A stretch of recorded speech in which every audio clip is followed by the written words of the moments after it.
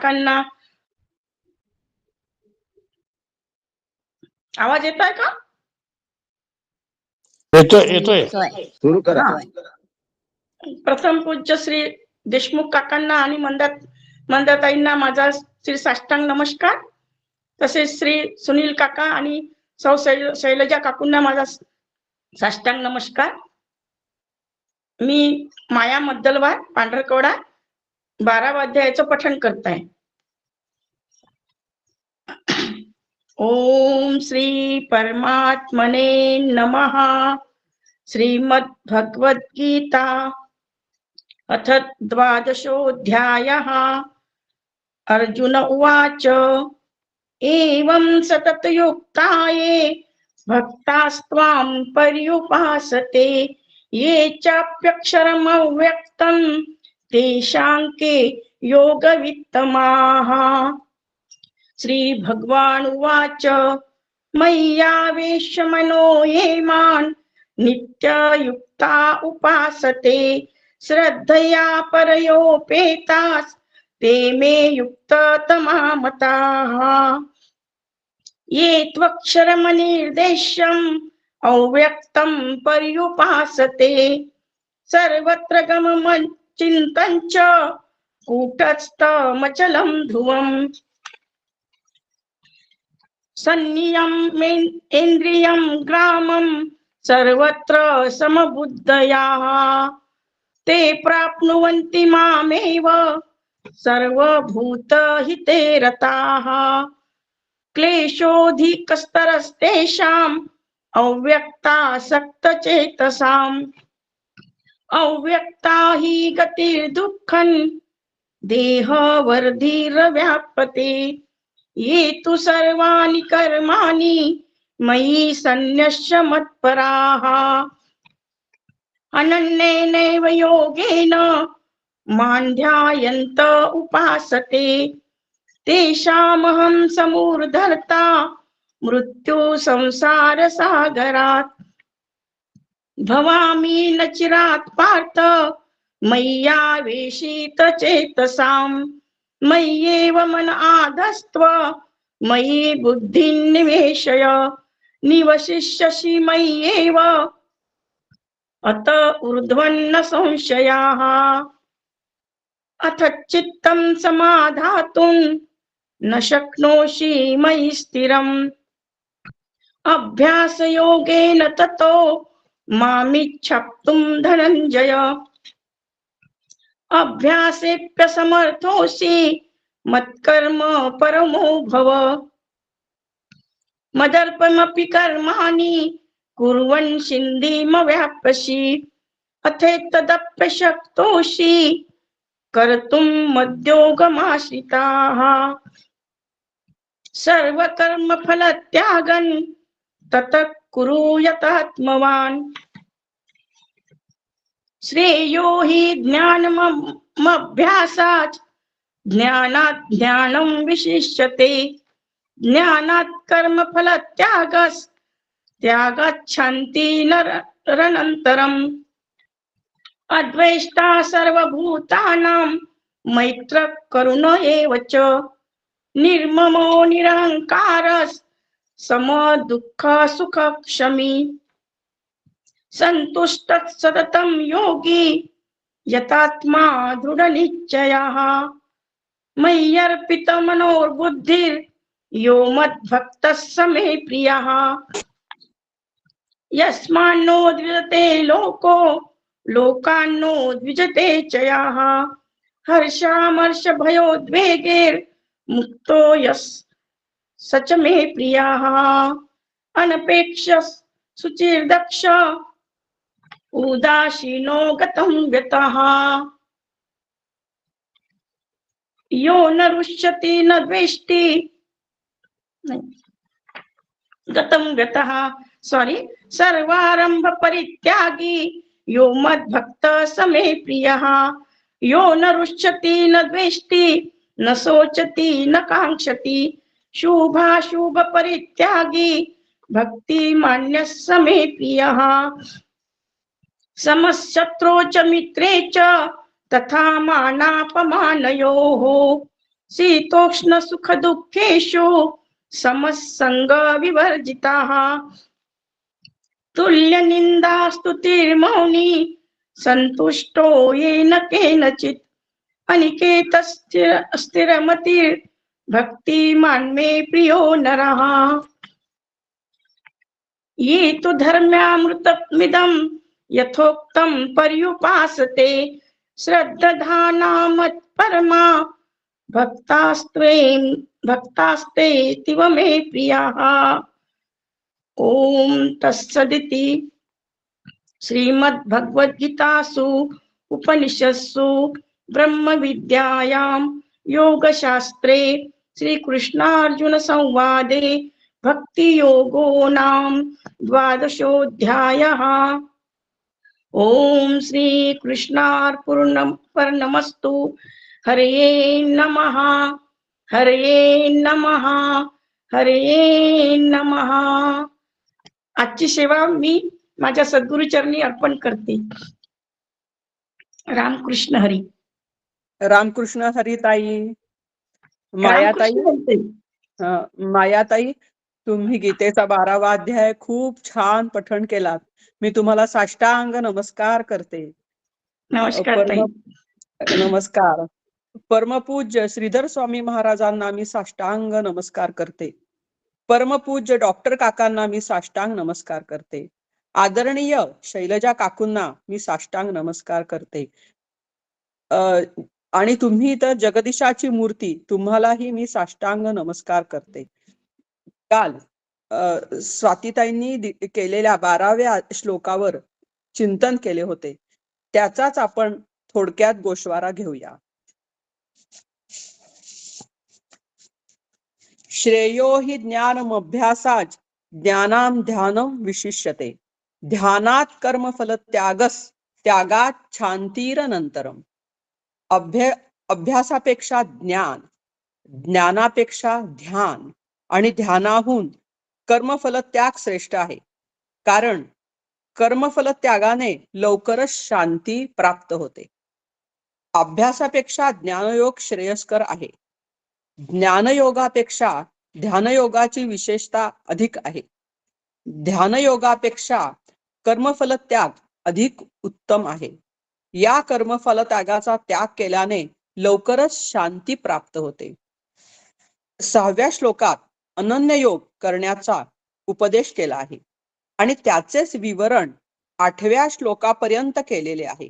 ज्यांच्याकडून हा अनन्ययोग होणे शक्य नाही त्यांनी वरवर अभ्यासयोग करून सिद्धी प्राप्त करावी असे 9व्या श्लोकात सांगितले आहे. अर्थात अनन्ययोगापेक्षा हा अभ्यासयोग सुगम आहे. या अभ्यासयोगापेक्षा ज्ञानयोग आणि ज्ञानयोगापेक्षा ध्यानयोग अधिक श्रेयस्कर आहे, यात संशय नाही. हा ज्ञानयोग 2ऱ्या अध्यायात सर्वांआधी सांगितलाय. ध्यानयोगाचे थोडेसे वर्णन 6व्या अध्यायात आले आहे आणि याचाच निर्देश या 12व्या अध्यायातील 8व्या श्लोकात मन आणि बुद्धी परमात्म्याच्या ठिकाणी लावण्याचा उपदेश केलेला आहे. ज्यांच्याकडून हे योग होऊ शकत नाही त्यांनी काय करायचं, तर त्यांनी सर्व कर्मफल त्याग करावा असे 11व्या श्लोकात सांगितले. हा कर्मफल त्यागाची विशेषता ही आहे की तो सर्वांपेक्षा सुगम आणि सर्वांहून अधिक परिणामकारक आहे. कर्मफल त्याग केला नाही तर कोणताही अन्य योग सफल आणि सुफल होऊ शकत नाही. हा कर्मफल त्याग योग सर्वांहून अधिक सुगम व सर्व इतर योगांशी संबंध राखणाराही आहे. याच्या योगानेच सर्व अन्य योगांची सफलता साधता येते आणि म्हणून सुगमता आणि सर्व योगांच्या दृष्टीने उपयोगिता असल्यामुळे कर्मफल त्यागाचे महत्व सर्वात विशेष आहे. कर्मफल त्यागानेच खरी शांती प्राप्त होते. कृष्णार्पणमस्तु. आज सौ लक्ष्मी संदीप पानट ह्या गीतेच्या 13व्या श्लोकावर चिंतन मांडणार आहेत. ताई, कॉम्प्युटर इंजिनियर असून centre for development and advance computing CDAC येथे सिनियर डायरेक्टर सायंटिस्ट व प्रोग्राम डायरेक्टर या पदावर कार्यरत आहेत. लक्ष्मी व्हिडिओ सुरू करा ना. येथे व्हिडिओ सुरू करा ना. येथे आर्टिफिशियल इंटेलिजन्स आधारित सॉफ्टवेअर प्रणाली विकसित करण्याची जबाबदारी आहे. त्याचबरोबर क्वांटम कॉम्प्युटिंग व लँग्वेज कॉम्प्युटिंग क्षेत्रामध्ये पण त्यांचे योगदान आहे. शनिवारी छोट्या मुलांचा बालसंस्कार वर्ग त्या घेतात. राष्ट्रसेविका समितीच्या पौरोहित्य वर्गाचा अभ्यासक्रम सौ निलिमाताई पारखी यांच्या मार्गदर्शनाने पूर्ण केला आहे त्यांनी. तसेच प्रबोधिनीच्या पौरोहित्य वर्गाचे प्रशिक्षणही चालू आहे. डॉक्टर मनीषा ताई शेटे येथील गुरु आहेत. 50 जणींना पौरोहित्याचे शिक्षण त्या देत आहेत व 20 जणींना घोष पथकासाठी बासरी रचना पण शिकवल्या आहेत त्यांनी. गायन विषयात सौ मोहिनीताई सहस्त्रबुद्धे यांच्या देखरेखीखाली संगीत विशारदाचार्य विशारद पर्यंतचे शिक्षण त्यांनी पूर्ण केले आहे आणि अलंकाराचे शिक्षण घेत आहेत. आचार्य सुनील काका ताईंच्या कार्यातील चपळता, तत्परता, अफाटता बघून त्यांना झाशीची राणी लक्ष्मीबाई असे संबोधतात. अशा ह्या लक्ष्मीताई आज आपल्याला पुढील चिंतनासाठी उपलब्ध आहेत. मी त्यांना साष्टांग नमस्कार करते.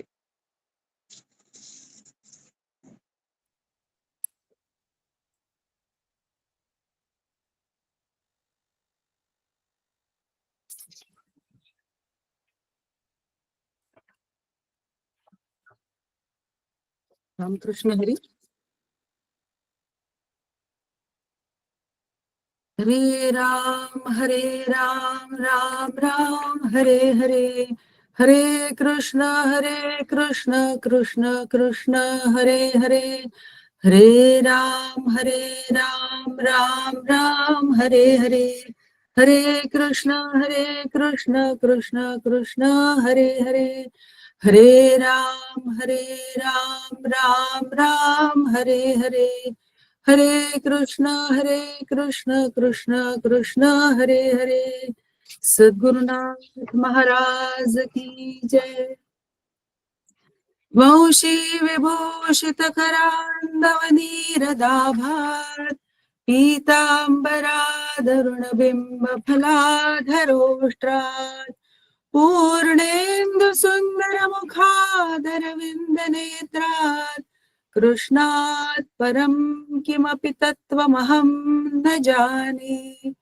श्रुतिस्मृतिपुराणानाम् आलयं करुणालयं, नमामि भगवत्पादं शङ्करं लोकशङ्करः, शङ्करः शङ्कराचार्यं केशवं बादरायणम्, सूत्रभाष्य कृतौ वन्दे भगवन्तौ पुनः पुनः. सदाशिवसमारम्भां शङ्कराचार्यमध्यमाम्, अस्मदाचार्यपर्यन्तां वन्दे गुरुपरम्पराम्, वन्दे गुरुपरम्पराम्. आपले सर्वांचे आचार्य डॉक्टर सुनील काका व शैला काकू यांना मनःपूर्वक नमस्कार करते. त्यांचे गुरु डॉक्टर काका व मंदाताई यांना पण वंदन. ज्ञानरूपी गंगा या गुरुजनांनी आपल्यापर्यंत पोहोचवली आहे. त्या सर्व गुरु परंपरेचे नित्य स्मरण करावे. या स्मरणातून आपल्याला नवीन ऊर्जा व प्रेरणा प्राप्त होत असते. गीतेविषयी उत्कट प्रेम असणारे काका काकू आई यांच्यामध्ये मी प्रत्यक्ष बघितले. अनेक वर्ष आता बघत आहे. आपले जीवन अनुभव सुद्धा आपल्याला याकडे डोकावून बघण्यासाठी प्रेरित करत असतात. एवढेच नव्हे तर पुढच्या वाटचालीचा आग्रह धरत आम्ही मदत करू हे आश्वासन सुद्धा ते देतात. क्रमविकास सांगतात आणि तो करवून घेतात. आधी केले मग सांगितले हे यामध्ये अनुस्यूतच आहे. काकू एक मुद्दा नेहमी सांगतात, लोड घेऊ नका, सोपे करून घ्या व आपल्या जीवनात उपयोगात आणा. अजून एक त्यांचा आवडीचा शब्द आहे की सर्व अँगलने विचार करणे. हे अँगल्स काय काय आहेत ते आपण आज बघणार आहोत. भारतीय तत्वज्ञानाबद्दल काल पण ताईंनी सांगितलं की आजच्या कलियुगामध्ये याचा खरंच किती उपयोग होणार आहे असं आपल्याला कधी कधी वाटतं. परंतु ही फिलॉसॉफी जगून दाखवणारी माणसं जी आहेत काका काकूंसारखी, त्यांच्याकडे बघून आपला विश्वास बसतो की हा मार्ग जरी अतिशय अवघड असला तरी तो आचरणात आणण्यासारखा नक्की आहे. ऊन, पाऊस, वारा, प्रवास, पारिवारिक जबाबदाऱ्या, स्वास्थ्याच्या अडचणी या सर्वांवर मात करत काका काकू आपल्याला नित्य नेमाने नवीन विषय, नवीन ऊर्जा ही देतच आहेत. अनेक उदाहरणांद्वारे ते आपल्याला समजावून सांगतात. त्याचा उपयोग मात्र आपण करून घ्यायचा आहे. मी आवडती शिष्या कशी बनेन याचे चिंतन करत राहिले तर माझ्या जीवनात सुद्धा आइन्स्टाईन किंवा आर्किमिडीज या शास्त्रज्ञांच्या सारखे युरेका क्षण नक्की येतील. आपले नित्य नियमित लिखाण करणारे शिल्पाताई, शशांक दादा, आशाताई हे सुद्धा आपल्यासाठी उत्तम साधकरूपी प्रेरणा तर आहेतच, पण त्यांच्या लेखनामुळे आपल्या सर्वांची उजळणी ही सुलभ होते. आज मायाताईंनी अगदी मनःपूर्वक पठण केले, त्यांना वंदन करते. शैवलताई सुद्धा श्लोकाची उजळणी घेत आहेत आणि आपल्याला काल काय झालं, कारण ती लिंक असणं आजच्या श्लोकासाठी आवश्यक आहे. त्यामुळे त्यांनी सुद्धा छान श्रवण करून, लेखन करून आज त्यांचा अभ्यास सुद्धा एक समरी या स्वरूपामध्ये मांडलेला आहे. अभ्यास करण्यासाठी आपल्याला अनेक जण मदत करण्यास तत्पर आहेत. म्हणजे काकू तर म्हणाल्या की तू स्वतःला अनुकूल करून घे, बाकी सगळं आम्ही बघतो. म्हणजे बघा की किती गुरु आपल्यावर तेवढं प्रेम करत असतात आणि किती आपल्याला शाश्वती देत असतात की अभ्यास अवघड असला तरी सुद्धा म्हणण्याचा प्रयत्न अवश्य कर. तर काकांनी आपल्याला एक मला सूचना दिली होती की याचं एक आपल्याला पीपीटी स्वरूपामध्ये मांडणी करता येईल का, तर तो छोटा एक प्रयत्न केलेला आहे. तर पीपीटी शेअर करते.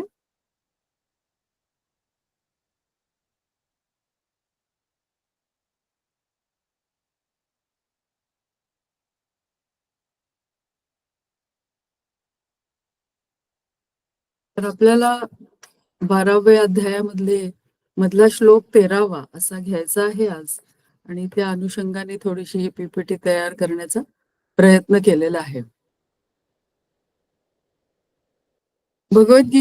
गीतेच्या सुरुवातीला आपण बघितलेलं आहे की अर्जुन जो आहे तो सुरुवातीला सगळेजण शंख फुंकत असतात आणि तो युद्धाला तयार झालेला असतो. परंतु थोड्याच वेळामध्ये त्याच्या हातून त्याचे गांडीव पडते आणि श्रीकृष्णाने, भगवंताने त्याला गीता सांगितल्यानंतर शेवटी तो धनुर्धारी झालेला आपण बघतो. या 3 टप्प्यांमध्ये पार्थ आपल्याला गीतेमध्ये दिसतो. अर्जुनाच्या या 3 अवस्था जर आपण समजून घेतल्या तर आपल्या सुद्धा सर्व समस्या सुटण्याची शक्यता पूर्णतः आहे. अजून एक महत्वाचा मुद्दा असा आहे की भगवंतानी सांगितलंय अर्जुनाला की तू युद्ध कर, तस्मात उत्तिष्ठ कौंतेय असं म्हटलेलं आहे. आणि दुसरीकडे त्याला निर्वैर हो असं सुद्धा सांगितलेलं आहे. तर याचा समन्वय कसा लावायचा? अन्यायी, पापी किंवा दुष्ट, कपटी, उन्मत्त, कामी, लोभी अशी आसुरी संपत्ती असलेल्या लोकांचा नाश झालाच पाहिजे असे भगवंत आपल्याला सांगतायत. जन्माला प्रत्येकाला यावंच लागतं आणि भगवंत सुद्धा विनाशायच दुष्कृताम यासाठी जन्म नक्की घेतात. पण ते आपल्याला अर्जुनाच्या माध्यमातून हे सांगत आहेत की मी जे काही करत आहे ते एक निमित्त मात्र या भूमिकेतून मी करत आहे असं ते आपल्याला समजावत आहे. तर पहिला थोडीशी एक पार्श्वभूमी इथे आपण बघण्याचा प्रयत्न करत आहोत आणि इथे पायऱ्या दाखवलेल्या आहेत या बाजूला. आणि पहिली पायरी जी आहे ती कर्मयोग असं लिहिलेलं आहे आणि 1 ते 6 अध्याय असं आपण त्याच्यावरती म्हटलेलं आहे.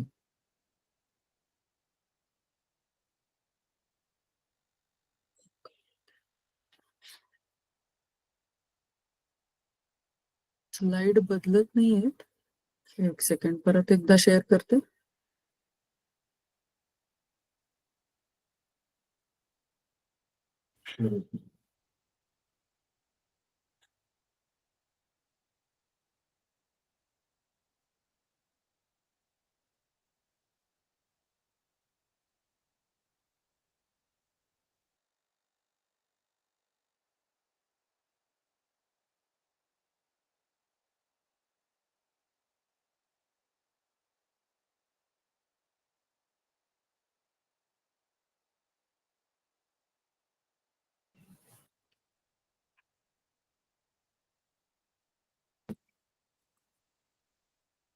तर डावीकडे आपण 6 पायऱ्या बघत आहोत. पहिल्या म्हणजे पायरी 1 आहे पण त्याच्यावर 1 ते 6 असं लिहिलेलं आहे आणि ती आहे कर्मयोगाची पायरी.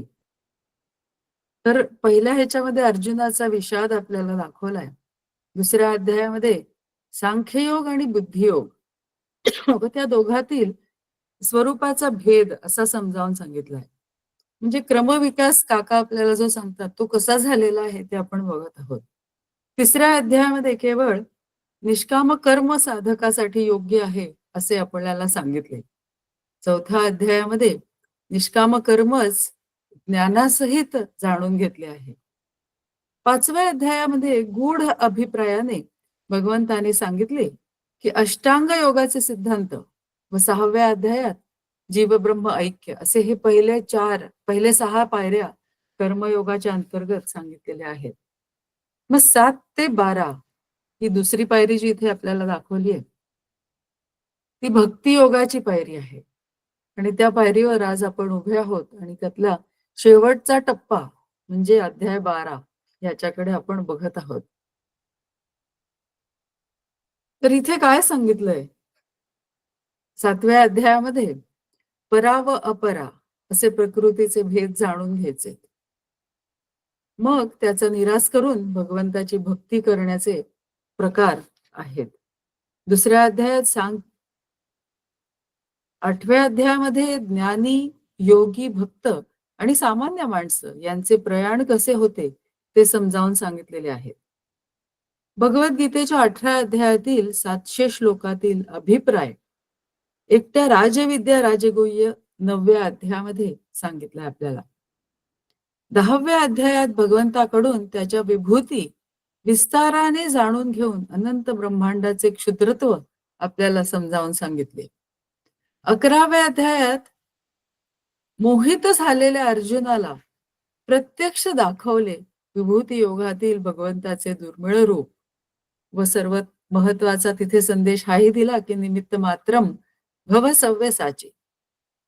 हे साधकासाठी अतिशय मार्मिक असे वचन आहे. तर आत्ताच्या आपल्या 12व्या अध्यायामध्ये भक्तियोग जाणून घेताना निर्गुण आणि सगुण या 2 उपासना इथे सांगितल्या आणि यामधील श्रेष्ठ कुठले यावर वक्तव्य केलेले आहे. त्याचबरोबर उपासनेतील पर्याय व भक्तांची लक्षणे या अध्यायामध्ये आपल्याला समजतात आणि या अध्यायाला भक्तीचा मुकुटमणी असे म्हटले आहे. आणि सर्वात वरचे जे अध्याय आहेत ज्ञानयोगाचे 13 ते 18, इथे ज्ञान संकल्पना याचा विस्तार केलेला आहे. कर्म हे आपण नित्य करतो, ते आपल्या परिचयाचेच आहे. भक्ती किंवा उपासना पण आपण करतो. यातील 2 भाग आहेत. एक करणीय भाग, तो आपण आनंदाने करतो, आणि यातलाच दुसरा भाग हा विचारांचा आहे, तो आपल्याला करायचा आहे. व पुढे त्याचा विस्तार ज्ञानयोगामध्ये झालेला आहे. आणि हा भाग पूर्णतः अनुभव घेण्याचा आहे आणि होऊन जाण्याचाच आहे, असं काका आपल्याला सांगतात. उपनिषदांचा हा आपला जो अभ्यास काका करून घेतायत, तर हा सगळा ज्ञानयोगाचा भाग आहे. आणि त्यासाठी सुरुवातीचे 2 जे पायऱ्या दाखवल्या आहेत, कर्मयोग, भक्तियोग, एक अझम्पशन्सचा भाग असतो. आणि त्या अझम्पशन्सच्या भागापैकी असं आहे की आपल्याला कर्मयोग, भक्तियोग उत्तम जमत आहे, आणि मग आपण पुढची उडी ज्ञानयोगाची घेतलेली आहे. तर याची तुलना थोडीशी आपण इथे या मंदिराच्या चित्रातून केलेली आहे, की सर्वात खालचं जे फाउंडेशन आहे तो आहे कर्मयोग. मग मधला भाग जो आहे तो भक्तियोग, आणि कळस काका म्हणतात तसं ज्ञानयोग आहे. तर आपण ही पूर्वतयारी उपनिषदांच्या अभ्यासाची जी करत आहोत, त्याची ती पूर्वतयारी गीतेच्या माध्यमातून करतोय. आणि काकांनी आपल्याला अनेक वेळा सांगितले की दोन्ही अभ्यास एकत्र करायचे आहेत, भगवद्गीता आणि उपनिषद. तर ते का करायचे हे हळूहळू आपल्याला समजत जाईल. आजचा जो भक्तियोग आपण बघणार आहोत, त्यामध्ये परत 2 पायऱ्या केलेल्या आहेत. पहिली पायरी आहे सगुण उपासनेची, आणि दुसरी पायरी आहे ती निर्गुण उपासनेची आहे. तर ह्या दोन्ही पायऱ्या आपण आज थोड्या थोड्या बघणार आहोत, म्हणजे त्याची उजळणी करणार आहोत. कारण मागचे 2 आठवडे अनेक वक्त्यांनी त्यांच्या त्यांच्या पद्धतीने आपल्याला सुंदर समजावून सांगितलेलं आहे की आपण कुठपर्यंत पोहोचलेलो आहोत. तर सगुण उपासनेच्या सुद्धा परत 4 पायऱ्या केलेल्या आहेत. आणि त्या आपण मागचे 3 दिवस बघत आहोत. त्या पायऱ्यांकडे सुद्धा आपण थोडंसं लक्ष केंद्रित करणार आहोत. मग पहिल्या श्लोकामध्ये आपण बघितलं, आज ताईंनी पण परत त्याचा गोषवारा घेतलेलाच आहे, की अर्जुनाने आतापर्यंत अर्जुनाला 11व्या अध्यायापर्यंत भगवंतानी सगुण आणि निर्गुण दोन्ही प्रकारची भक्ती डिटेलमध्ये सांगितलेली आहे खरं म्हणजे. परंतु त्याला अजूनही प्रश्न पडलेला आहे की या दोन्ही मधला योग वित्तम कुठला आहे. तर मी सगुणाची उपासना करू की निर्गुणाची करू, असा प्रश्न त्याला पडलेला आहे. आणि भगवंतानी सुद्धा आपल्याला सांगितले, यामध्ये दोन्हीमध्ये जर निर्णय करायचा झाला तर कुठला करू, या प्रश्नाचं उत्तर भगवंतानी म्हणजे भगवत्पाद श्रीमद आद्य शंकराचार्यांनी 2 प्रकारचे भक्त आहेत असं सांगितलं आहे.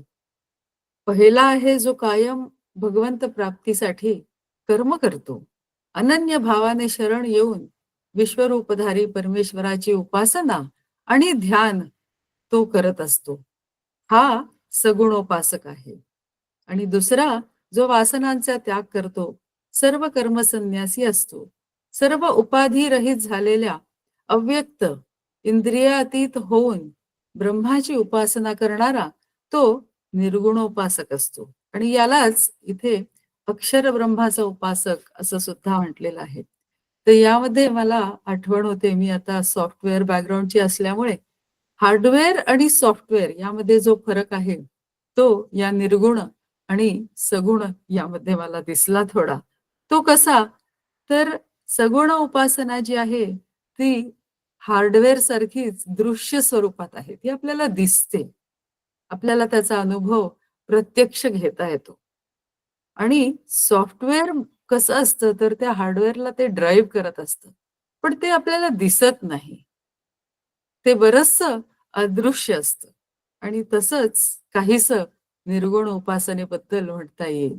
तर त्याच्यामध्ये दिसण्याचा किंवा करण्याचा भाग हा कदाचित कमी असेल, पण सॉफ्टवेअर हे जे आहे ते त्या हार्डवेअरला कम्प्लिटली पूर्णपणे ड्राईव्ह करत असतं. तर त्यामुळे सगुण निर्गुण याचा विचार आपल्याला आपल्या अनुभवात असलेले हार्डवेअर आणि सॉफ्टवेअर या पद्धतीने सुद्धा थोडंसं करू शकतो. मग पुढे 2 ते 4 या श्लोकांमध्ये तर याची थोडी एक समरी करण्याचा प्रयत्न इथे केलेला आहे, की पहिल्या सतत युक्त असं जे पहिल्या ह्याच्यामध्ये म्हटलेलं आहे, ती आहे सगुण प्रेम लक्षणा भक्ती किंवा जी व्यक्त भक्ती आहे. आणि हे अव्यक्त जी आहे ती ज्ञानलक्षणा भक्ती किंवा अक्षर व्यापक अशी भक्ती आहे.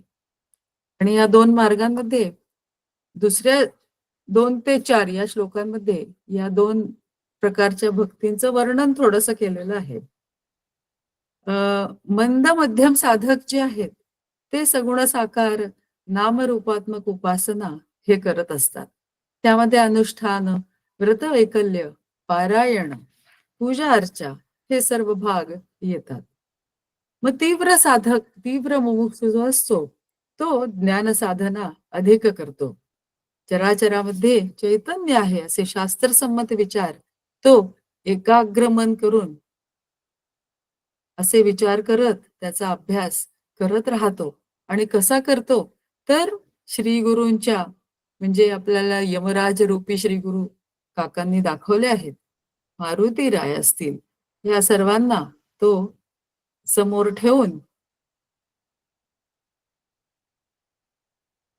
ही आपली त्याची गती जी आहे ती घेत असतो. उत्तम साधक हा विषय वस्तू प्रपंचाच्या अध्यासाची निवृत्ती करून मिथ्या दृष्टी ही दृष्टी कमवावी लागते. ती दृष्टी तो कमवत असतो आणि त्याला आत्मज्ञानाच्या बळाने संसाराचं मिथ्यत्व हे समजलेलं असतं. ब्रह्म हे अनुपास्य आहे हे त्याला कळलेलं असतं. तो तीव्र गतीने साधना करत असतो. श्रवण, मनन, निदिध्यासन, तत्वम पदार्थ शोधनाने हळूहळू आवाका अंदाज समजून अजून एक तो वेगळं काय करतो तर तो युक्ती वापरतो. युक्ती वापरून श्री गुरु प्रेरणेने, त्यांच्या कृपेने, विवेकाने पुरुषार्थ करून वैराग्य अंगी बांधल्या जाऊन मग त्याच्या हे लक्षात येतं की ब्रह्मसत्य जगन मिथ्या हा त्याचा अभ्यास अचूक असतो. श्री गुरु ज्याचा जसा अधिकार असेल त्याप्रमाणे त्याला साधन देतात. त्यामध्ये श्रेष्ठ किंवा कनिष्ठ हा भाव अजिबातच नसतो. पण महत्वाचं काय असतं तर सातत्य हे यामध्ये अतिशय महत्वाचं असतं. मग पुढे आपल्याला सांगितलं आहे की या 2 ते 4 या गटामध्ये भगवंतानी सगुण भक्तीला हे झुकतं माप दिलेलं आहे. तर यासाठी काकांनी उदाहरण आपल्याला दिलेलं होतं की की असं का भगवंतानी केलं असेल की सगुण भक्तीला जास्त प्राधान्य किंवा झुकतं माप असं दिलेलं आहे. तर जर एखाद्या व्यक्तीला निर्णय करायचा असेल की मला मारुती 800 घ्यायची आहे की मी लुना घेऊ, तर हा निर्णय मी कसा करू? तर ही 2 वाहने या निर्णय घेण्यासाठी त्यांची तुलना कशी करावी? तर याचं उत्तर असं आहे की मला माझी म्हणजे मी काय घेऊ शकते हा विचार जर मी केला तर या दोन्ही वाहनांपैकी काय चांगलं आहे हे मला लगेच समजेल. सुखाच्या दृष्टीने जरी मारुती कार चांगली असली तरी सुद्धा माझ्यासाठी लुना चांगली आहे असं जर असेल, ती मला जास्त श्रेयस्कर आहे किंवा ती परवडणारी आहे असं जर मला वाटत असेल, तर तो ऑप्शन माझ्यासाठी अधिक श्रेयस्कर आहे. मग असा विचार केल्यानंतर मी मग बघेन की ती लुना कशी माझ्यासाठी जास्त उपयुक्त आहे. कारण मी एकटीच जाणार आहे तर एवढं मोठं वाहन कशाला घेऊ? किंवा त्याद्वारे पोल्युशन होईल, तर मी कशाला मोठं वाहन घेऊ. जितकं छोटं वाहन असेल तितकं कमी पोल्युशन होईल. छान मस्त थंडगार वारा मला रोज लागत जाईल, असा मी विचार करत मला जे माझ्यासाठी जे योग्य असेल तो निर्णय मी इथे घेऊ शकेन. तर अशाच प्रकाराने सर्वांचा विचार करत, म्हणजे जास्तीत जास्त लोकांचा विचार जर आपण केला, तर भगवंतानी आपल्याला असा जो मार्ग दिलेला आहे की सगुणाला झुकतं माप का दिलेलं आहे ते आपल्याला समजेल. निर्गुण उपासना जर करायची झाली तर तर ती अतिशय अवघड आहे, असं भगवंत पुढे सांगतात.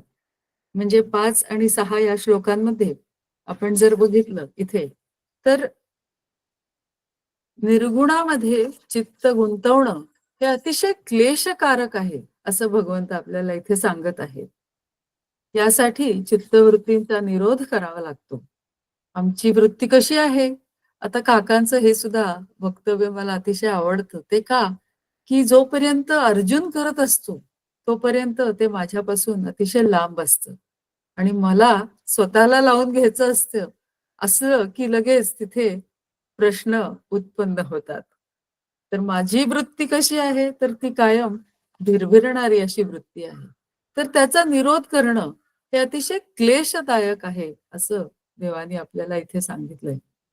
मनाच्या विरुद्ध काही करायचं म्हटलं की आपल्याला अतिशय त्रास होतो. आणि हा त्रास करून न घेणं हेच तप आहे. सहसा हे आचरण आपल्याकडून होणं अवघड आहे.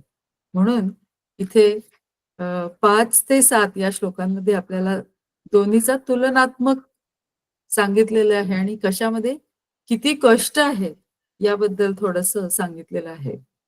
आणि सगुणाबद्दल म्हणाल तर श्रीराम, श्रीकृष्ण विठ्ठल मूर्ती रूपाने आपल्या नेत्रांना अतिशय सुख देऊन जातात.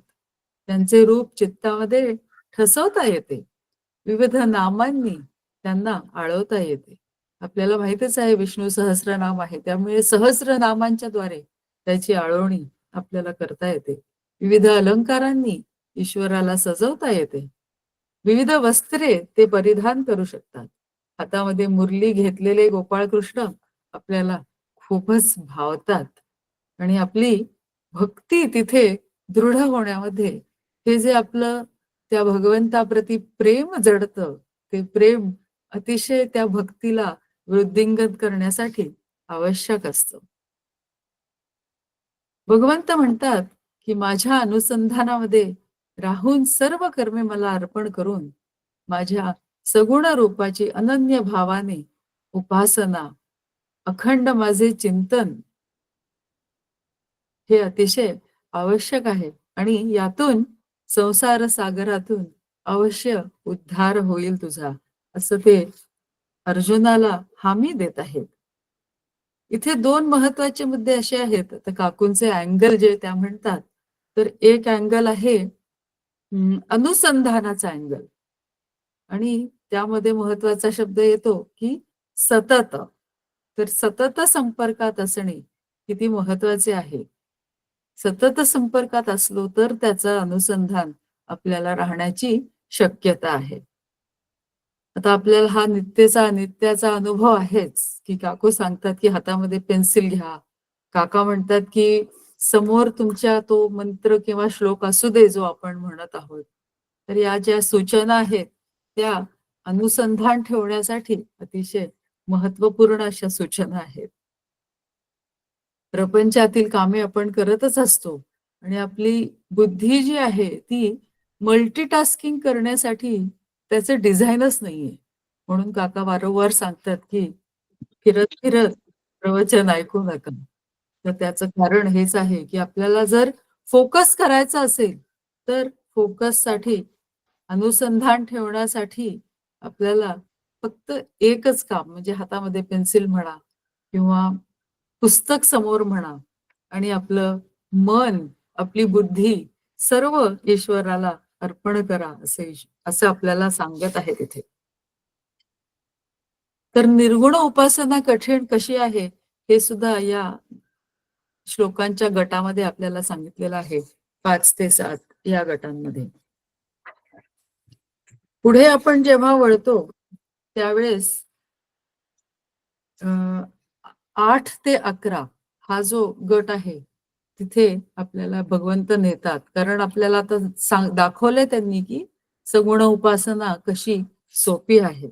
आणि इथे त्यात सुद्धा आता त्यांनी काय केलंय तर अनेक पायऱ्या सगुणांच्या मध्ये सुद्धा या 4 पायऱ्या केलेल्या आहेत. आणि शेवटची पायरी जी आहे ती ज्ञानयोगाची निर्गुण उपासनेची आहे. आणि ह्यात काल सुद्धा त्यांनी हा उल्लेख केला. उजवीकडे आपण बघतोय की एक डबा ठेवलेला आहे आणि ते डब्याची रचना अशी आहे की त्या एका कंपार्टमेंट मधून दुसऱ्या कंपार्टमेंट मध्ये आपल्याला जाता येत नाही.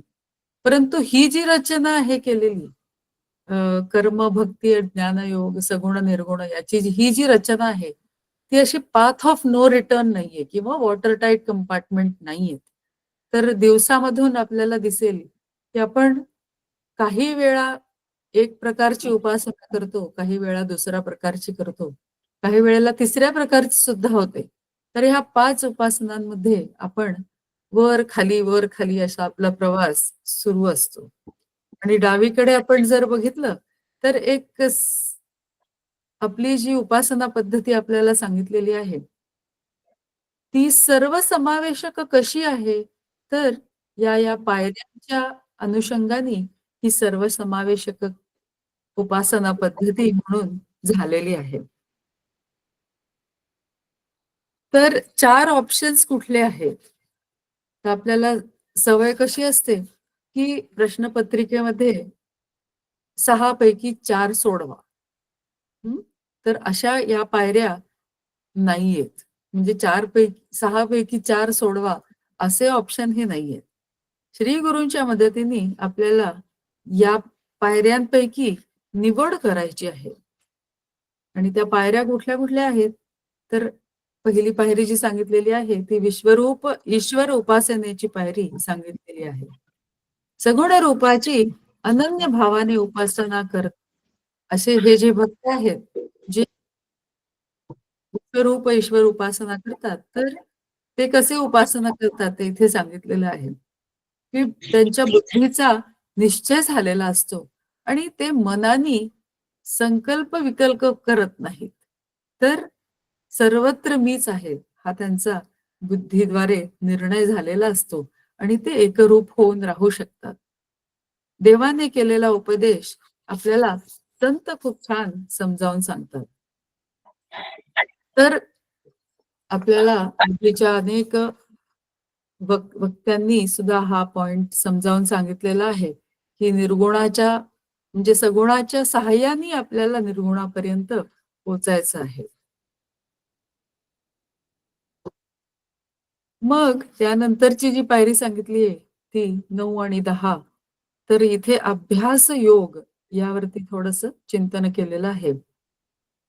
तर इथे काय म्हटलंय की आलंबन जे आहे त्याला घट्ट पकडून ठेवायचंय. म्हणजे काय झालं पहिलं अतिशय अवघड एक पायरी होती ती तुला जमत नसेल तर अभ्यास योग कर असं ईश्वरांनी सांगितलं. आणि ह्या दोन्ही ज्या आहेत त्या उपासनांच्या अंतर्गत मोडतात आणि इथे आपल्याला बुद्धीचा विकास आणि बुद्धीचं कार्य हे अधिक आहे पायरी 3 आणि 4 मध्ये. तर इथे काय तिसऱ्या पायरीत काय सांगितलंय की आलंबन जे आहे त्याला घट्ट पकडून ठेव त्याच्या अनुसंधानात राहा असं आपल्याला सांगितलं आहे. अखंड श्रवण मनन चिंतन निधिध्यासन हे इथे अभिप्रेत आहे आपल्याला करणं. श्री गुरूंच्या सहवासामध्ये राहून विवेकाने पुरुषार्थाने आपल्याला वेदांत विचाराचं अलौकिक धन ज्ञानरूपी धन कमावून शांती तृप्ती निर्भयता समाधान आनंद हे सर्व काही कमावता येतं. आणि याच अनुषंगाने अर्जुनाला ईश्वराने धनंजय असं नाव इथे दिलेलं आहे. आणि या श्लोकाच्या माध्यमातून खरं धन काय हे आपण समजावून घेऊ शकतो. तर धन कशाला म्हटलेलं आहे, तर आपल्याला लौकिक अर्थामध्ये जी धनप्राप्ती होते ते धन नसून इथे म्हटलेलं आहे की वेदांत विचाराचं अलौकिक धन हे प्राप्त व्हावं. यासाठी काय आवश्यक आहे, तर अंतःकरणाची शुद्धी अतिशय आवश्यक आहे. आणि आपल्याला नेमकं काय जमत नाही, तर आपण जगातील उचापती या बंद करत नाही. म्हणून आपल्याला आपली अंतःकरण शुद्धी ही हवी तेवढी होत नाही. तर ठाकूरांची आपल्याला एक गोष्ट सांगितलेली आहे. या गोष्टीचा थोडं चिंतन आपण 2-3 दिवसापूर्वी केलेलंच आहे. पण थोडी परत एकदा उजळणी करूया. आणि थोडक्यात अशी गोष्ट होती, की ठाकूरांनी त्याच्या एका शिष्याला सांगितलं, की काही हरकत नाही. तुला दररोज दारू प्यायची आहे ना, तर तू घे. पण फक्त एकच कर, की ते घेण्यापूर्वी ईश्वराची थोडीशी आठवण करून घे. अशी असे अशी एक छोटी इन्स्ट्रक्शन ते त्याला देतात. आणि मग तो घ्यायला तर जातो, परंतु त्याला ती इन्स्ट्रक्शन आठवते, की अरे, श्री गुरूंनी मला सांगितलंय, की त्यांची आठवण कर. तर आठवण केल्याबरोबर त्याच्या असं लक्षात येतं, की आता हे श्री गुरूंना अर्पण करायचंय. तर मी हे इतकं क्षुद्र कर्म दारू घेण्याचं कसं काय श्री गुरूंना अर्पण करू? म्हणून त्याची ती दारू सुटून जाते. आणि आपलं काय होतं, तर मन आपलं बहिर्मुख इतकं आहे आणि त्याला आपण परत mall, theatre, Netflix, social media, एकमेकांना जेवायला बोलावणे, या सगळ्यामध्ये आपण आपल्या मनाला गुंतवून ठेवतो. हे सगळे काय आहेत? तर आपल्या प्रवासामध्ये येणारे प्रतिबंध आहेत. तर याच्यावर विजय मिळवणे हे अतिशय आवश्यक आहे. इथे आपल्याला सांगितलंय, की मन कसे आहे, तर ते माशीसारखे आहे. तर ही उपमा थोडी इथे मनाला दिलेली आहे. आणि का ही उपमा दिलेली आहे, तर ते खूप भिरभिरत असतं. सर्व ठिकाणी ते भिरभिरत असतं आणि मग आपण आधी एक महत्वाचा अँगल जो बघितला, तो अनुसंधानाचा अँगल. तो ह्या मन आपलं माशीसारखं असल्यामुळे ते आपल्याला प्राप्त करणं अवघड असतं. मग पुढे जाऊन आपल्याला सांगितलंय, की ठीक आहे, तुला हे सुद्धा जर जमत नसेल, या दोन्ही उपासना पद्धती जमत नसतील, तर तू काय कर, तू कर्माच्या माध्यमातून मला प्राप्त करण्याचा प्रयत्न कर. तिथे या पहिल्या 2 पायऱ्या आहेत, आपल्याला इथे दाखवल्या आहेत. तर त्या कर्माच्या माध्यमातून केलेल्या पायऱ्या आहेत. दृढनिश्चयात्मक अपरोक्ष ज्ञान सर्वश्रेष्ठ आहे. परंतु तुला जमत नसेल, तर कर्माच्या माध्यमातून तू हा प्रयत्न करू शकतोस. नेहमी श्रेयस्कर मार्ग असतो तो निवडावा. म्हणजे कुठला मार्ग निवडावा, तर जो आपल्या हिताचा मार्ग आहे असा मार्ग निवडावा. म्हणजेच कुठला, तर जीव ब्रह्मैक्याचा मार्ग निवडावा, असं वेदांत विचार आपल्याला सांगत आहे.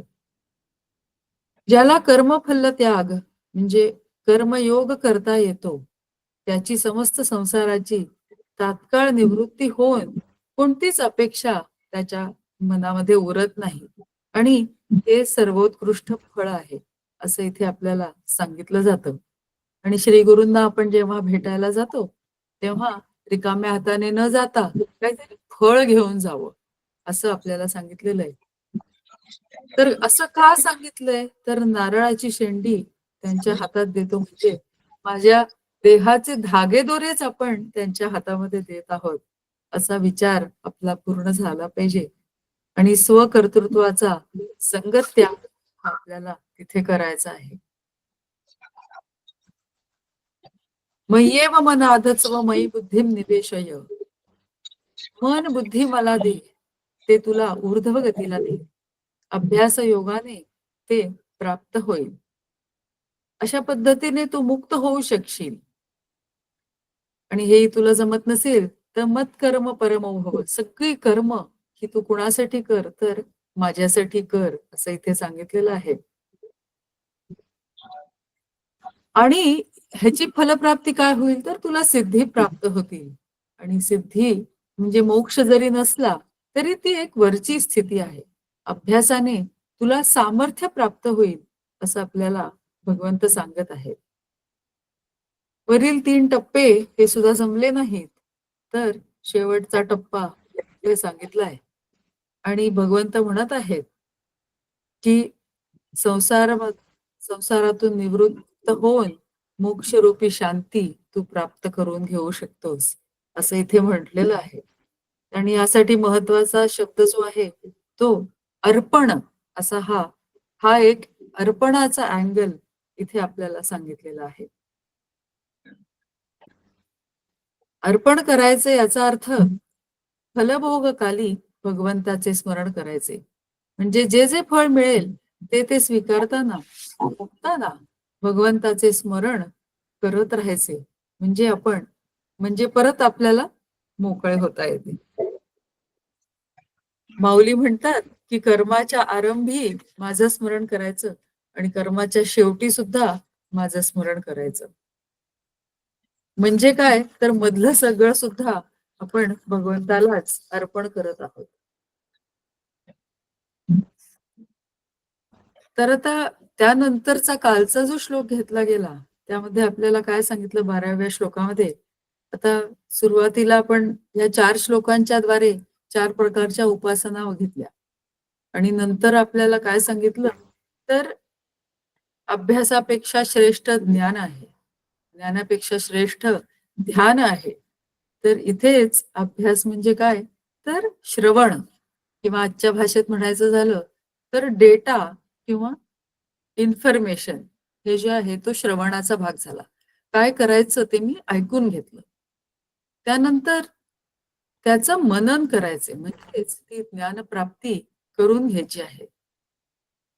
परत सोमवारच्या पद्धतीने बघायचं झालं तर तो जो डेटा आलेला आहे त्याला आपण नॉलेज या स्वरूपामध्ये कन्वर्ट करून घ्यायचंय. तर सुसंगती त्याच्यामध्ये जे जे सांगितलंय त्याच्यामध्ये कनेक्शन्स लावणं म्हणजे त्याला डेटाचं ट्रान्सफॉर्मेशन आपल्याला नॉलेज या स्वरूपात करून घेता येणं म्हणजे त्याच्यावर मनन करणं असं होईल. त्यानंतरची पायरी जी आहे ती निधिध्यासनाची आहे. ध्यान म्हणजे सुद्धा निधिध्यासनच आहे. म्हणजे कसं, की मला एखादी गोष्ट माहितीये तर ती मी प्रॅक्टिस मध्ये आणणं म्हणजे त्याचा अवलंब करणं. लवकर उठणं हे हितकारक आहे. ही माहिती किंवा हे डेटा हे आपल्याला गुरूंकडून मिळालं. कशाद्वारे मिळालं, तर श्रवण करण्यामुळे मिळालं. त्यानंतर त्याचे फायदे तोटे काय आहेत त्याचा विचार करणं म्हणजे त्या ज्या पहिले आपल्याला जे नॉलेज मिळालं, इन्फॉर्मेशन मिळाली त्याचं आपण ट्रान्सफॉर्मेशन केलं ते नॉलेजमध्ये. म्हणजे त्याचे फायदे तोटे आपण आपल्या बुद्धीला समजतील असे करून घेतले आणि हा विचार पक्का केला. मग सकाळी जेव्हा तो अलार्म वाजतो त्यावेळेस उठणं म्हणजे ते निधिध्यासन असं होईल. तर हा मार्ग आपल्याला इथे सोपा करून सांगितलेला आहे. आणि आणि ह्याची सगळी बघा प्रत्येक श्लोक आपण मंत्र जेव्हा म्हणतो त्याच्या शेवटी हे केलं तर काय होईल म्हणजे फल काय आहे याबद्दल विचार केलेला असतो. कारण कुठलंही आपण कर्माच्या ह्याच्यामध्ये जेव्हा असतो पायऱ्यांमध्ये तेव्हा मी हे केलं तर मला ते मिळालं. तर एक कॉज अँड इफेक्ट या पद्धतीने आपण त्याचा विचार करत असतो. आणि म्हणून इथे सुद्धा देवाने आपल्याला सांगितलेलं आहे की हे एवढं सगळं तू या सगळं पायऱ्या जर तू प्राप्त करू शकलास तर तुला प्राप्त होईल ती परमशांती. तर फल काय असेल तर परमशांती हे त्याचं फल आहे. आपला उद्धार आपल्याला स्वतःलाच करून घ्यायचा आहे हे आपल्याला माहित आहे. आणि माझे आयडॉल किंवा आयडियल कोण आहेत, तर मागच्या वेळेस आपण बघितलं होतं की शास्त्रबुद्धी, गुरुबुद्धी किंवा गुरु इंटेलिजन्स यावर आपल्याला जो विश्वास पाहिजे, परमार्थासाठी गुरु इंटेलिजन्स आणि प्रपंचासाठी आर्टिफिशियल इंटेलिजन्स किंवा AI याचा वापर आपल्याला करता येऊ शकेल. तर आजचा जो श्लोक आहे त्याकडे म्हणजे इथे एक प्रकाराने भगवंतानी गिअर्सच बदलले आहेत असं आपल्याला म्हणता येईल. गिअर शिफ्ट केलेले आहेत. तर दोन जे प्रमुख मार्ग होते त्याबद्दल आपण बराच उहापोह केलेला आहे आणि भगवंतानी आपल्याला सांगितलेलं आहे की सगुण मार्ग हा जनमानसासाठी सोपा आहे. त्याचे प्रोज अँड कॉन्स काय आहेत, त्याची फलं काय आहेत आणि मार्ग दाखवण्यासाठी आपल्याला भगवंत आता काय म्हणूया आपण गुगल मॅप मध्ये जसे अनेक मार्ग दाखवलेले असतात त्यापैकी एक आपल्याला घ्यायचा असतो. तर सिद्ध पुरुष कुठला मार्ग घेतो हे इथे आपल्याला आता सांगितलेलं आहे. आणि 36 गुणांचा किंवा 36 लक्षणांचा विचार 13व्या श्लोकापासून 19व्या श्लोकापर्यंत आपण करत आहोत. आणि त्यातला 13वा श्लोक जो आहे तो अद्वेष्टा सर्वभूतानां मैत्र करुण एवच निर्ममो निरहंकारः समदुःख सुख क्षमी. हे आपल्याला इथे 7 गुण सांगितलेले आहेत. अद्वेष्टा, मैत्रः, करुणा, निर्मम, निरहंकार, समदुःख सुख आणि क्षमा हे सर्व भाव आपल्याला इथे सांगितलेले आहेत. आणि याबद्दल थोडं आपण चिंतन आता करणार आहोत. तर पहिला सर्वात 36 पैकी सर्वात महत्वाचा गुण जो आहे तो अद्वेष्टा असा गुण आहे. आणि आपण इथे पीपीटी मध्ये बघत आहोत की अद्वेष्टा म्हणजे काय काय आहे. तर माझ्या पलीकडचा विचार करून जे काही आपण करतो तो अद्वेष्टा असा विचार आपल्याला म्हणता येईल. जो कुणाचाही द्वेष करत नाही कशासाठी सुद्धा तो अद्वेष्टा आहे. तर काकांनी आपल्याला इथे मार्गदर्शन काय केलंय की सिद्धाचं लक्षण हे आहे अद्वेष्टा. पण साधक म्हणून या लक्षणापासून मी किती दूर आहे म्हणजे याचं साधन म्हणून वापर आपल्याला इथे करून घेण्याचा प्रयत्न करायचा आहे. मग काका आपल्याला हे खूप छान समजावून कसं सांगतात ते आपण थोडस बघणार आहोत की द्वेष कोणाचाही करायचा नाही. तर हे समजून कसं घ्यायचं तर त्याला याची उत्पत्ती कुठून होते तर कंपॅरिझन मधून उत्पत्ती होते. उसकी शर्ट मेरी शर्ट से सफेद क्यों हा त्यातला एक थोडासा. आणि द्वेष केल्याने मला मिळणार काय हा विचार थोडासा जर केला तर मला काय मिळणार हे काका आपल्याला छान समजावून सांगतात की प्रारब्धामध्ये असेल तेच मला प्राप्त होणार आहे. त्यापेक्षा काही जास्तही प्राप्त होणार नाही आणि काही कमी सुद्धा प्राप्त होणार नाही. तर यासाठी एक छान आपल्याला संकल्पना बसवून दिलेली आहे आणि ती 5 यज्ञांची संकल्पना आपल्याला बसवून दिलेली आहे. आणि त्यामध्ये ब्रह्मयज्ञ आहे, देवयज्ञ आहे, पितृयज्ञ, बलिवैश्य देवयज्ञ आणि अतिथी यज्ञ असे आपल्याला यज्ञ सांगितलेले आहेत. आणि ह्या यज्ञांचं आपण जर पालन करत राहिलो तर अद्वेष्टा होण्यामध्ये आपल्याला नक्कीच मदत मिळेल. कारण हे जे सगळे 5 भाग सांगितलेले आहेत त्या 5 भागांच्या द्वारे आपलं पूर्ण जीवनाचं नियोजनच केलं जातं असं आपण म्हणू शकतो. म्हणजे पहिलं जे आहे ते तत्व अध्ययन अभ्यास जाणून घेण्याच्यासाठी आहे ब्रह्मयज्ञ. दुसरं आहे ती देवांची उपासना पूजा सगुण उपासना पूजा. तिसरं आहे की आपण लांब पर्यंत जेव्हा या कल्पना ठेवतो तोपर्यंत आपल्याला त्या सगळ्या खूप आवडतात. तो आपल्या समोर जी माणसं आहेत त्यांच्या प्रती आपण आचरण व्यवहार कसा करतो तर त्याच्याद्वारे पितृयज्ञ हे असं आपल्याला सांगितलेलं आहे की आपल्या जवळ असलेल्या सर्व लोकांबरोबर आपला व्यवहार कसा असावा, त्यांची सेवा कशी आपल्या हातून व्हावी. तर हे सर्व सेवा कशी कुणाकुणाची करायची याबद्दल मार्गदर्शन आहे. बलिवैश्व यज्ञ पुढे आपल्याला सांगितले की पशु पक्षी प्राणी आपल्या अवतीभोवती जे आहेत त्यांचं सुद्धा कसं पूजन आपल्याला अनेक आपल्या सणांच्या द्वारे प्रकृतीशी जोडून कसं घेता येईल याबद्दल सांगितलेलं आहे. आणि घरामध्ये साधू संत विद्वान अतिथी जे तिथीला येत नाहीत, न सांगता येतात, त्यांची सुद्धा कसा स्वागत सत्कार कसा आपल्या हातून व्हावं. आणि आपल्याला असंही सांगितलंय की सेवा जी आपल्याला करता आली तर अद्वेष्टा राहण्यामध्ये आपल्याला अतिशय त्याची मदत होते.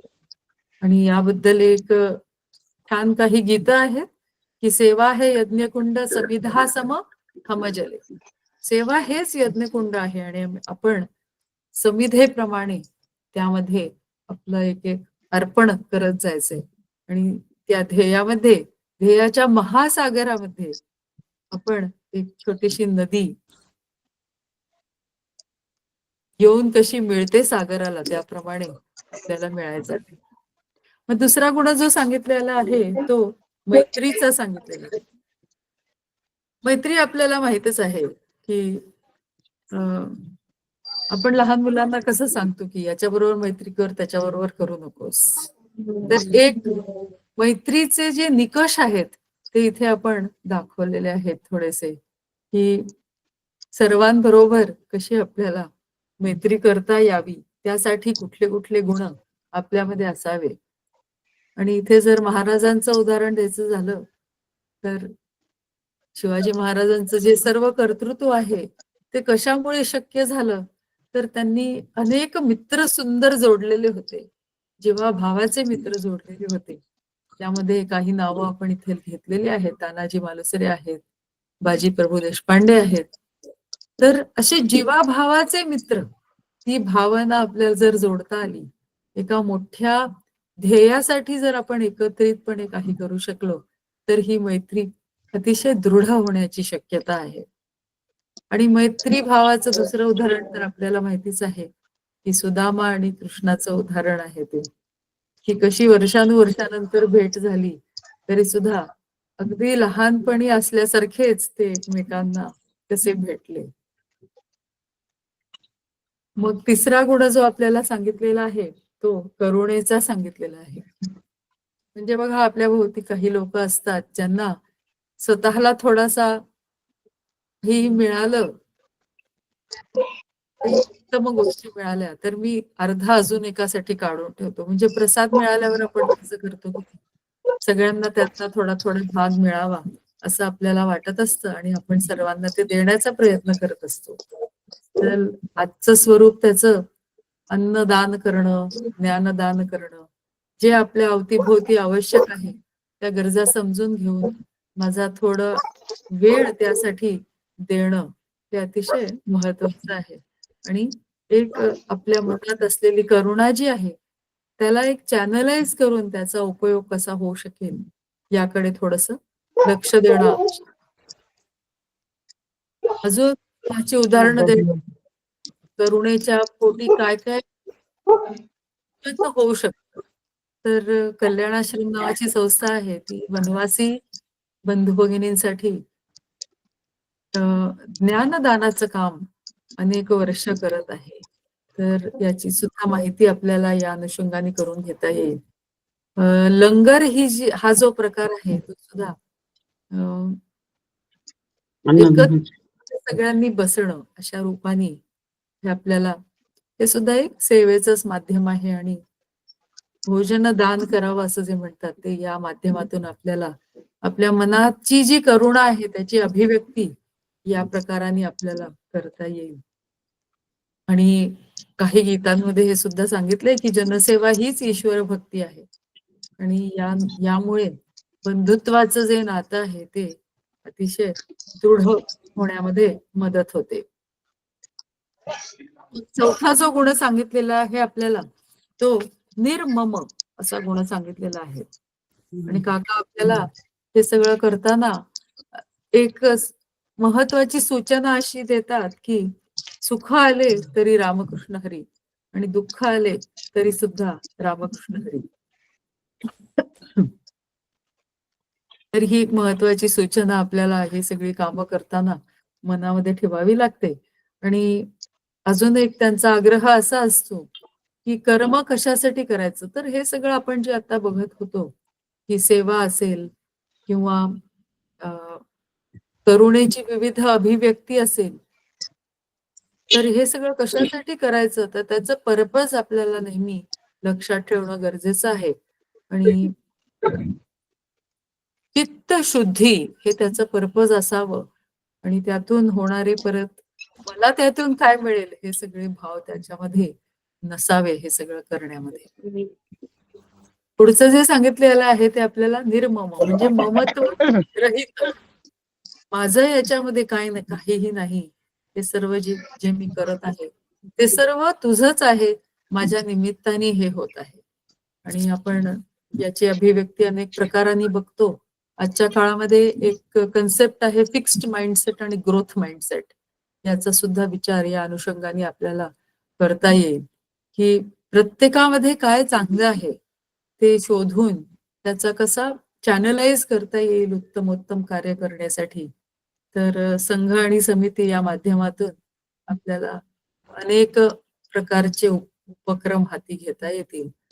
पण ते कसे असावे आणि कशासाठी असावे, तर ते माझ्या दृष्टीने माझी चित्तशुद्धी करण्यासाठी हे कर्म असावं, हे हा आग्रह काकांचा आहे आणि तो अतिशय आवश्यकच आहे.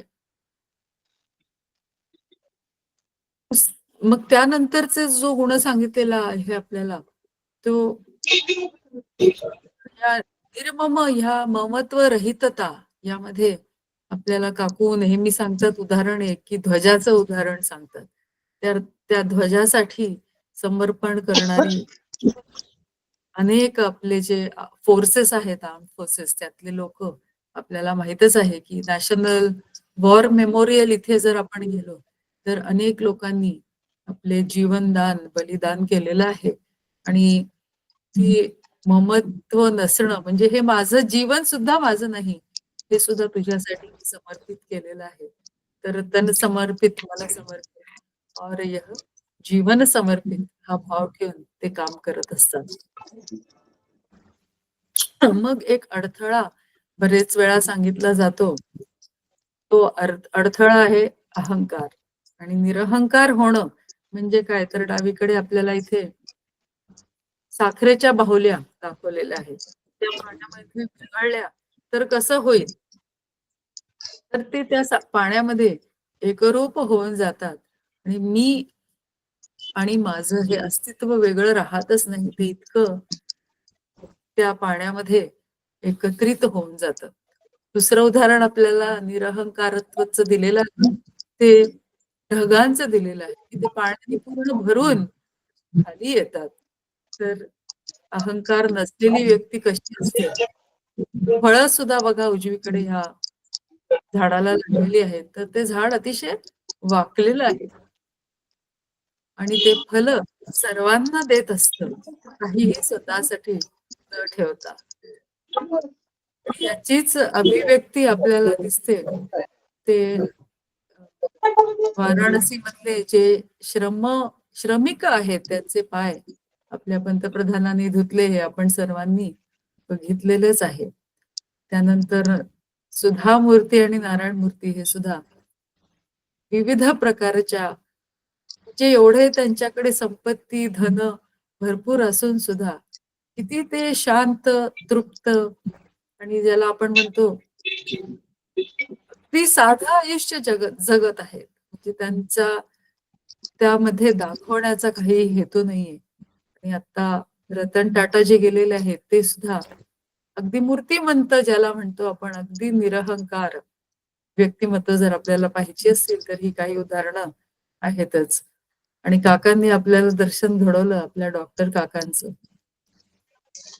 तर त्यांची तब्येत बरी नसताना सुद्धा ते किती शांत तृप्त असे आहेत. अगदी दर्शन घेण्यासारखेच आहेत. आज सगळी ती आठवण मला परत या अनुषंगाने झाली आहे. पुढचा जो गुण आपल्याला सांगितलेला आहे तो समदुःख सुखक्षमी. समदुःख सुख हे सुद्धा अवघडच असतं अतिशय.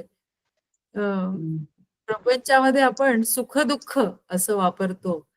शब्द रचना. पण इथे कसं म्हटलंय, समदुःख सुख.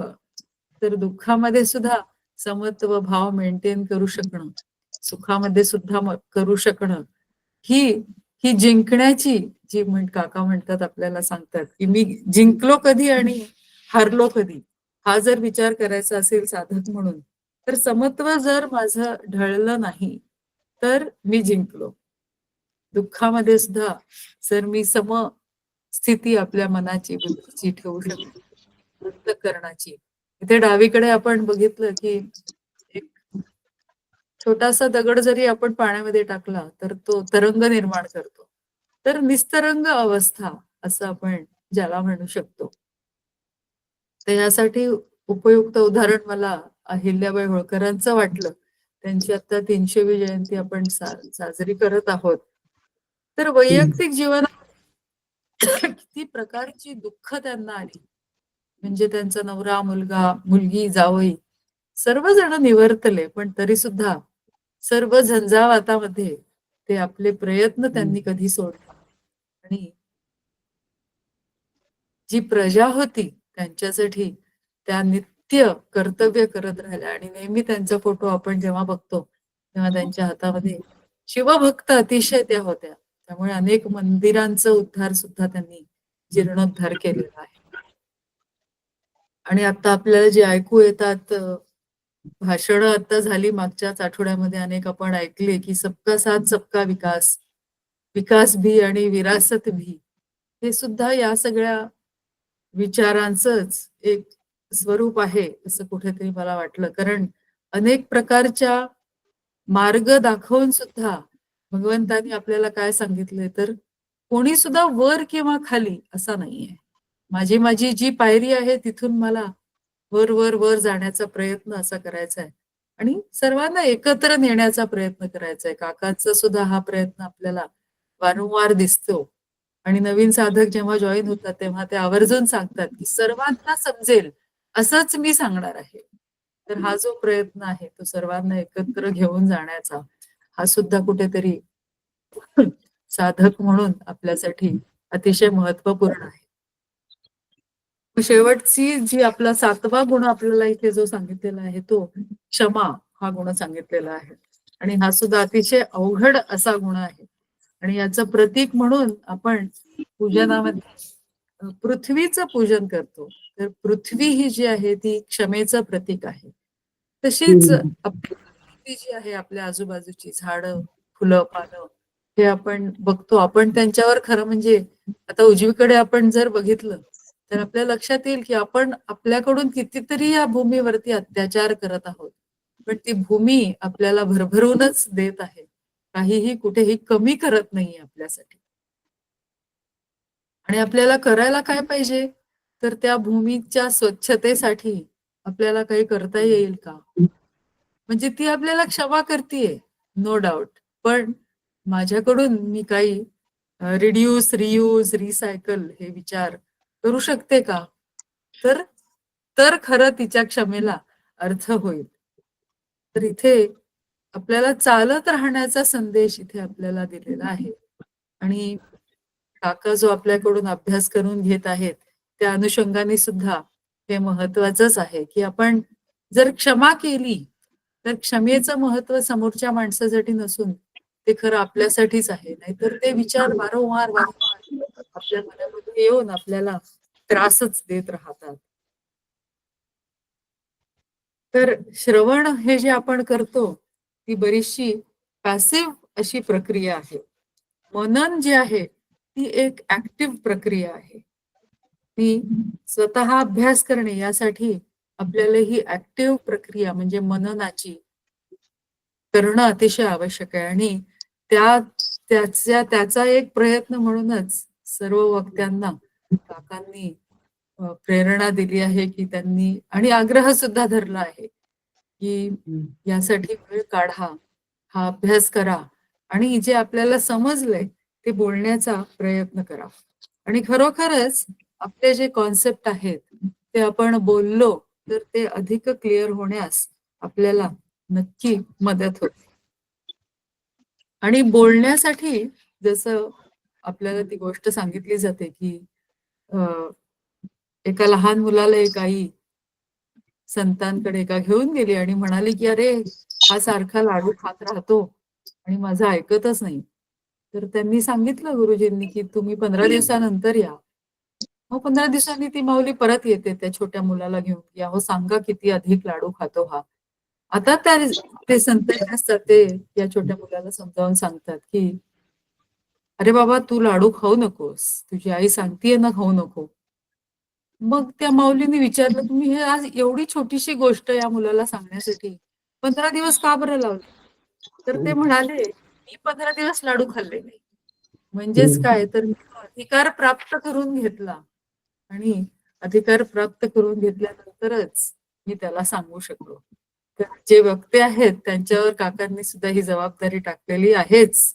म्हणजे ती अनुस्यूतच आहे. जे मी सांगणार आहे ती मी स्वतः खरंच करण्याचा किती प्रयत्न करते आहे. आणि आपले गुरु आपल्यासाठी यामध्ये मार्गदर्शक आहेतच आणि त्यांच्या आचरणामधून आपल्याला हे दिसतं की ते कितीतरी पटीने ही मदत आपल्याला करत आहेत. राष्ट्रीय स्वयंसेवक संघाचे सरसंघचालक जे आहेत ते आपल्याला हे आता 7 गुणांच्या अनुषंगाने की अवघड जरी असलं तरी सुद्धा आपल्याला करायचंय म्हणजे करायचंय. त्यांच्या बऱ्याचशा बौद्धिकांमध्ये ते सांगतात की करना है तो करना है. हा जर भाव आपण घेतला माझ्या गुरूंनी सांगितलंय ना तर करायचंच. काही झालं तरी माझ्या सर्व प्रयत्न करून करण्यात जे काही गोष्ट आपल्याला साधन आपल्याला गुरूंनी दिलेलं आहे ते करण्याचा अथक प्रयत्न माझ्याकडून मी करत राहील अशी हमी प्रत्येकाने आपण आपल्या गुरूंना देण्याचा प्रयत्न करूया. आणि आपण सर्वांनी मला सांभाळून घेतलं त्यासाठी परत एकदा सर्वांना वंदन करते. मार्ग खडतर अवश्य आहे परंतु तुझ्या पूजेसाठी आले मी दुरोनी साहित्य घेवोनी यथोचित. तर या मार्गामध्ये काका काकूंबरोबर आपल्याला पुढे जाण्यासाठी साहित्य काय काय आपल्याला गोळा करायचं आहे ते साहित्य आपण बघत आहोत. रामकृष्ण हरी. रामकृष्ण हरी.